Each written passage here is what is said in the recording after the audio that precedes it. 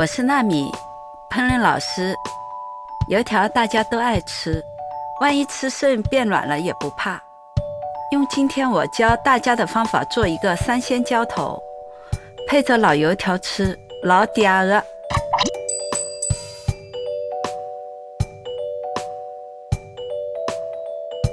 今天的三鲜选的是里脊肉、虾仁、木鱼。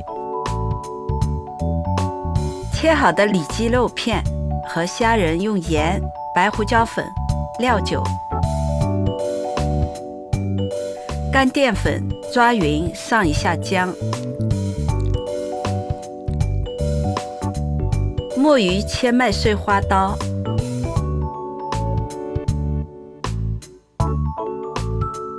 焯水备用。配菜用到的干香菇泡发切条，胡萝卜、笋切片，也焯一下水。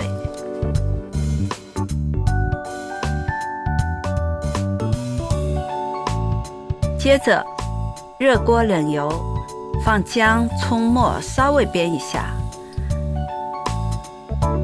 里脊、虾仁拌一点油后，下入锅中滑子变色。下木鱼、香菇、笋和胡萝卜炒匀，然后倒入高汤，盐和糖烧滚，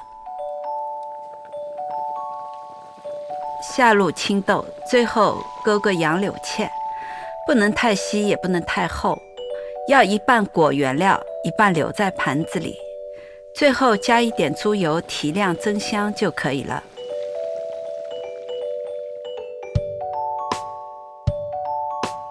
另一边，我们把切断的油条复炸到香脆，捞出沥油后夹入盘中，